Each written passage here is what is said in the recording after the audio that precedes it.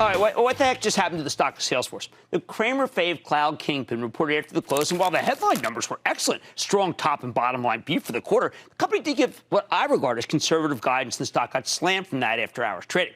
Not only was the forecast for the current quarter a little weaker than expected, management did cut their full-year forecast for both sales and earnings, and that matters. Previously, they were looking for $21 billion in revenue. Now it's only $20 billion. I know that sounds only, but hey, it's $1 billion less. What do we make of these numbers? Salesforce has been one of the biggest winners from the stay-at-home economy, and if management's simply being conservative during a difficult time, well, the stock could have a lot more upside here. But if there's a real problem, that changes things, even as the big contract wins continue to amaze, and the layouts that he has to make, that Marc Benioff has to make for his staff because of COVID-19 are immense, but necessary, and are by no means done.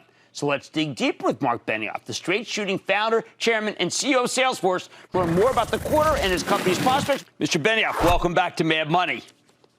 Thanks so much for having me again, Jim. I'm always thrilled to be here. All right, so Mark, you got some big wins. Let's talk about them first, because the biggest one I've seen in a long time is AT&T. Why did they select Salesforce? Well, Jim, I am so excited about AT&T and what they're doing with our Customer 360 platform. And I have to tell you, I've been down to Dallas now several times myself, working with Jeff McElfresh. He's an incredible visionary, the CEO of AT&T Wireless. And it's very simple, Jim. You know, AT&T has many customer touch points: the customer's home, the call center, the retail store. I'm sure you've been in it, messaging, the phone itself. And when you go to any one of these customer touch points, they're going to know who you are through our single source of truth. This is a transformational opportunity for AT&T Wireless. It's one of the most significant, and it'll be one of the largest transactions we've ever done. I'm absolutely delighted. All right, now talk about, please, work.com, because I'm not sure it necessarily figured into this quarter, but it's how people are awakening their companies. And I know last night, of course, from Anil Bushri, Workday, that it is incredibly popular. Well, I'm thrilled about the relationship with Workday and Work.com, and of course, PwC and IBM and Accenture and many others have all joined Work.com because, look, it's time for us to start reopening safely. And to do that, that means we're going to need information technology. We don't have a vaccine yet, Jim. You know that. But we can use information technology to mitigate the virus. There's probably 4 other things we can do. We can wear masks. We can do social distancing. We can wash our hands. We can do tracing and testing. And tracing and testing, that's where Work.com is. In fact, for the state of Rhode Island, they're using Work.com to do all of their contact tracing, as are so many other states now in the United States, including California, Massachusetts, Texas, and about 35 others, and many, many companies as well. Now, let me ask you, because I know that we're obviously have to still deal with the 4 walls of the spreadsheet here, and you're committed to making as much money as possible, but also giving away as much money, but one's personal. The company always does give money away, too, though, 111.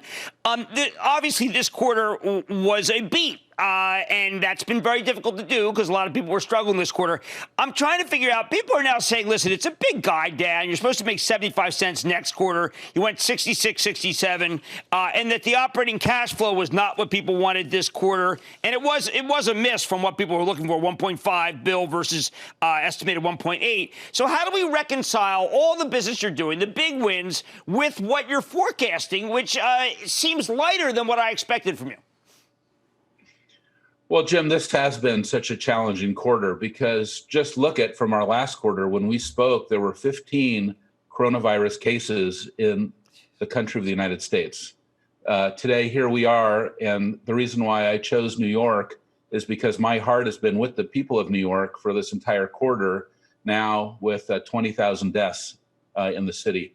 So I have been thinking a lot about how do we help those in need. And I'll tell you, one of the things we did in the quarter was buy 60 million pieces of PPE and distribute that. I didn't know that, Jim, when I was on the call with you 90 days ago. I also was not on or even aware of that we would do 11,000 implementations, emergency implementations of Salesforce for free for our Salesforce Care program.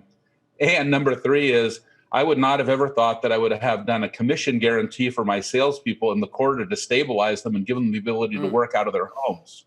And those 3 things, Jim, started away on the financials for the quarter, as well as other things as well, including that, you know, look at our customers have been actually in very significant distress with a global pandemic. with all of their employees in their homes.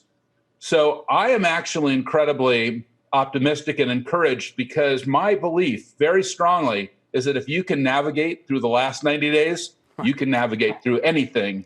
And this was a quarter of trust. I mean, this is where we had our values on our sleeve. Well, is it possible, though? I mean, there have been some industries that you have just dominate. And we're talking about some retail, some travel. You won't. And you know that there was no way your Salesforce could close any of those deals this quarter. It's just not going to happen. I was amazed that you closed Standard Bank, which is the largest lender in Africa. I don't know how you closed that. It must have been done by Zoom. But is it possible that May could be a pickup just because you're able to get more deals done? Jim, our pipelines look actually amazing for Q2 and Q3. I'm hugely surprised. And also, I am hugely encouraged by the amount of bookings that we actually accomplished in the first quarter. It was incredible. So when you look at these numbers that we're able to deliver, not just our top line growth, 31% for the quarter, not just where we're going for the year, where we still feel that we're going to deliver more than a $20 billion year, which is very appropriate guidance based on the global pandemic that we're going through. I'm very optimistic about the company, and I have a lot of confidence about our ability to continue to execute with excellence. Still taking share. You know, we've got SAP, we have Oracle, Microsoft, Adobe, all rivals to you. But I know that tomorrow's paper may show me a chart similar to what we're looking at, which shows that the share gains continue. Well, you can see the dramatic share gain that we've had, because we're still the number one CRM provider in the world, and we added more market share last year than our top 13 competitors combined. And that's really because we're singularly focused on one thing, Jim, which is, and you can see it really in the AT&T win, we're focused on making sure that our customers can connect with their customers in a whole new way across every critical customer touch point. Just to go back to AT for a second, no one else can come in and say, we're going to help them with their field service, their in-store service, their e-commerce service, their call center, their messaging, and their devices, all integrated in a cross-sell, upsell environment for the complete integration with the customer. We're the only ones who can deliver that full customer 360. All right, I just can't resist, Mark. Wanted to ask, President now, executive order on social media. You've had strong views about Facebook and whether they should be regulated, whether they are allowed to print anything they want. There seems to be a dovetail between what the president wants to do and you have on some lines in thinking that maybe, look, you're either the New York Times and you have to have both sides, or you shouldn't be. Where do you come out on this? Well, Jim, you can see that this is very much all about these platforms and how they're regulated. And I've said this before, but we need to go back and look at Section 230. We need to go back and evaluate how these laws are laid out. And you know, I own Time Magazine. You know, I'm held accountable for what's on my platform, as are you. And I think we have to evaluate how all of these organizations are regulated. Well, I think you and I have talked a long time about this. As a journalist, I always thought that's the way it was supposed to be. But there's always new thoughts. Let's put it that way. Anyway, Mark, congratulations on the near term. I know you're going to have to defend the long term, but to me, the long term is always the same as it's been since we first met many, many years ago. Thank you so much, Marc Benioff. Next quarter, all the best. All right, terrific. Chairman and CEO of Salesforce CRM. Stay with Cramer. Don't miss a second of Mad Money. Follow @Jim Cramer on Twitter. Have a question? Tweet Cramer. #MadTweets.